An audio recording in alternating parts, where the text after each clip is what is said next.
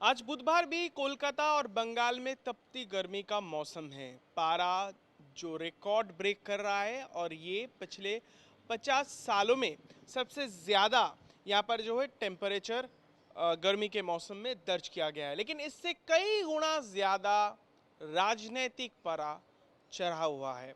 इसका कई कारण है, क्योंकि जिस तरीके से आने वाले वक्त में बंगाल इस लोकसभा चुनाव के आने वाले जितने फेजेस बाकी रह गए हैं उनमें से ज़्यादा जो टारगेट वो बंगाल होगा, इसमें कोई दो राय नहीं है। देश के अन्य भागों में, ज़्यादातर भागों में जो चुनाव है वो अब धीरे धीरे ख़त्म होता जाएगा और बंगाल में बाकी जितने भी चरण में सबसे ज़्यादा गहमा गहमी बनी रहेगी।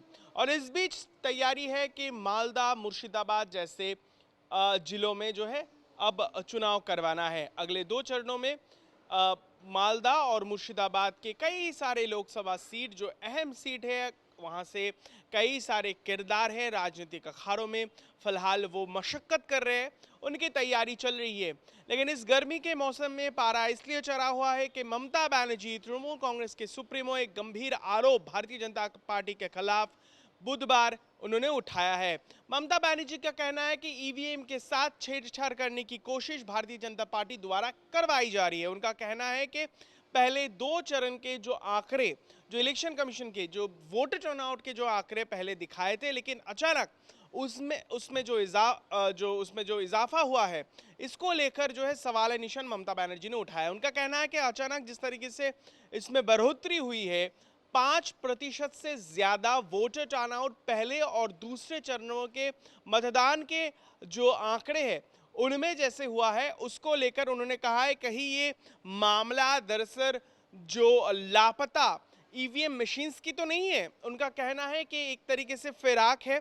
जिन जिन इलाकों में भारतीय जनता पार्टी की जो है वोटिंग परसेंटेज कम हुआ है, जिसका अंदाज़ा है और इसका बखूबी मालूमात बीजेपी को है, इसी के चलते ईवीएम के साथ छेड़छाड़ करवाई जा रही है और इसी का नतीजा ये वो मान रही है। गंभीर आरोप ममता बनर्जी के खिलाफ ये उठाया गया। देखिए, दरअसल ये पहली बार नहीं है। ममता बनर्जी, तृणमूल कांग्रेस ये लगातार, चाहे वो विधानसभा चुनाव या फिर खासकर 2019 के जो लोकसभा चुनाव हुए थे, जिनके नतीजे दर्शाया कि बंगाल में किस तरीके से बीजेपी की पकड़ जो मजबूत हुई थी, 18 सीटें उन्हें हासिल हुआ था। हमें याद है कि उसके फौरन बाद ममता बनर्जी जब शाम को पत्रकारों से वो बात कर रही थी, उनकी राय रख रही थी, तो उनका पहला ये एक तरीके से ये कहना था कि ईवीएम के साथ छेड़छाड़ किया गया है, ये साजिश बीजेपी द्वारा ही रची गई है। इसका अंदाजा हम किस तरीके से मान सकते हैं? देखिए, आने वाले चरणों में बंगाल के मुर्शिदाबाद, मालदा, इन सब इलाकों में वोट डालने वाले हैं वहां की जनता। बंगाल वैसे भी पहले 2 चरणों में एक हाई वोटिंग टर्नआउट जो है, वोटर टर्नआउट वो दर्ज किया है यहाँ पर। ये बखूबी एक अच्छे निशान है। ये जो सबसे अब हम जिस तरीके से देखते हैं कि डेमोक्रेसी के सबसे अहम जो उत्सव जिसको माना जाता है, उसमें बढ़ चढ़कर बंगाल के लोग, वोटर, वो हिस्सा ले रही है। काफ़ी एक खुशी की बात है। लेकिन ममता जी का कहना है कि बीजेपी इसके लिए थोड़ी बौखलाई हुई है। ये पहली बार नहीं है। दरअसल मंगलवार भी वो जब बोल रहे थे ऐसे पॉलिटिकल रैली के दौरान, उन्होंने ये कहा था कि कहीं ना कहीं ये दर्शा रहा है कि बीजेपी जो है मैजिक फिगर वहां तक नहीं पहुंच पा रही है।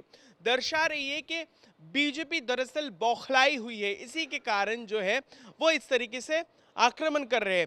कहीं ना कहीं बीजेपी को नेस्तनाबूद करने की कोशिश ममता जी के द्वारा की जा रही है। उनका कहना है, लगातार इन सब बातों की उन्होंने जिक्र की कि एनआरसी, सीए और यूसीसी जैसे कानून वो बंगाल में वो लागू नहीं करवाएंगे, इसकी अनुमति वो नहीं देंगे। इसके साथ साथ खरी खोटी प्रधानमंत्री के खिलाफ भी उन्होंने सुनाया है। दरअसल ममता जी बोल रहे थे मालदा दक्षिण जैसे लोकसभा सीटों में, जहां पर आने वाले चरणों में मतदान हो रहा है, तीसरी चरणों में जो है मालदा में जो है लोग वोट डालने वाले हैं। देखिए, मालदा दक्षिण दरअसल कांग्रेस का एक गढ़ माना जाता है। मौजूदा हालात में वो कांग्रेस के एक जो बंगाल के एक ही प्रमुख नेता है, वहाँ से वो एमपी है, कांग्रेस का वहाँ पर दबदबा है और कांग्रेस भी इस बार उम्मीद में है कि एक बार फिर से जहाँ से एक यंगस्टर नेता वो भी जो है और कांग्रेस के उसी मालदा के धरती से आते हैं, ईशा खान चौधरी, उनको इस बार है टिकट दिया है। वो गनी खान चौधरी जो बंगाल के राजनीति के एक दिग्गज नेता माने जाते हैं, उनके परिवार से ताल्लुक रखते हैं। लेकिन ममता का कहना है कि जैसे ये मालदा की ये सीट ज़्यादातर दरअसल मालदा का फिलहाल के मौजूदा हालात में पिछले अगर दशकों की अगर बात की जाए तो यहाँ पर वोटर की राय, जनता की राय वो या तो कांग्रेस या फिर बीजेपी के पक्ष में रहा है। मालदा उत्तर से फिलहाल मौजूदा हालात में बीजेपी का एमपी है खगेन मुर्मू, एक बार फिर से वो भी इस बार लड़ रहे हैं। तो उनका कहना है कि बंगाल में जब बीजेपी के खिलाफ मोर्चा तृणमूल कांग्रेस निकाले हुए हैं, लोकसभा में मालदा की लोगों की बात तृणमूल कांग्रेस रखते हैं, तो क्यों ना लोग उनको वोट देकर बीजेपी को और हौसला बुलंद करने के लिए कांग्रेस को चुनती है। इसके साथ साथ उन्होंने देखिए मौजूदा हालत में एक जो वार पलटवार का दौर चल रहा है कांग्रेस और तृणमूल कांग्रेस के बीच, अधीर रंजन चौधरी का एक वीडियो तैर रहा है सोशल मीडिया पर जो कहती है कि अगर लोग यानी बंगाल के लोग तृणमूल कांग्रेस को वोट डालती है तो ये दरअसल वोट सीधे जाता है बीजेपी के पक्ष में। ये पहली बार नहीं है, अधीर रंजन चौधरी काफी मर्तबा उन्होंने इस बात का जिक्र किया है कि तृणमूल कांग्रेस और बीजेपी के अंदर एक मजबूत जो है गठबंधन जो है अंडर करंट वो बना हुआ है। इसके बारे में वो खुलेआम बोलते हैं, बेबाक बोलते हैं और इस बात की वो परवाह नहीं करते कि दिल्ली में दरअसल कांग्रेस और तृणमूल कांग्रेस इंडिया गठबंधन के तहत फिलहाल इस चुनाव में एक साथ लड़ रहे हैं। ममता जी ने भी आज के जो बुधवार की जो रैली मालदा से थी, उन्होंने इस बात का एक बार फिर से उन्होंने इस बात को दोहराया कि बंगाल में अकेले चलना यानी एकला चौलो की नीति अपनाना तृणमूल कांग्रेस पसंद कर रही है। ना तो वो कांग्रेस के साथ है, ना उनके सहयोगी और जो है तृणमूल कांग्रेस के कट्टर विरोधी सीपीएम के साथ वो चलना पसंद करेंगी।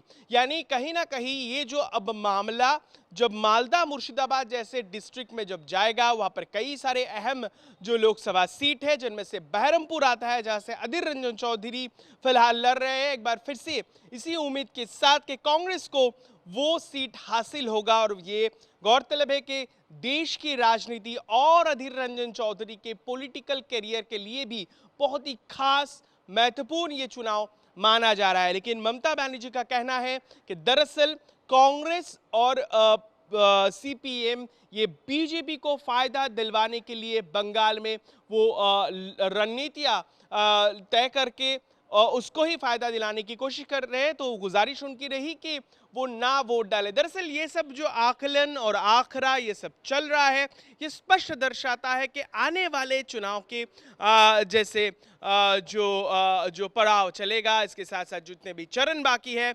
इनमें बंगाल बहुत ही एक प्राइम फोकस रहेगा। आप बखूबी समझ रहे हैं कैसे हम बात करते करते यहाँ पर पसीना पसीना हो रहा है, क्योंकि इस बार गर्मी रिकॉर्ड दर्ज कर रही है बंगाल और कोलकाता में, और इससे कई गुना ज्यादा राजनीतिक पारा जो है वो ऊपर है। वो तृणमूल कांग्रेस के कारण, बीजेपी के कारण और उसके साथ साथ कांग्रेस और लेफ्ट जैसे पार्टियों के कारण। दरअसल इस बार बंगाल की चुनाव बेहद रोचक है और उसके साथ साथ जैसे ही ये चुनावी यात्रा जैसे आगे बढ़ रहा है, खासकर दक्षिण बंगाल की तरफ, तो ये जो है ये जो फाइट है वो तमाम पार्टी आपस में लड़ रहे हैं, जिसका नतीजा एक तरीके से बेबाक होती ममता दिख रही है बीजेपी के खिलाफ, और कांग्रेस भी पलटवार और बीजेपी पे पलटवार कर रहे हैं ममता और तृणमूल कांग्रेस के खिलाफ।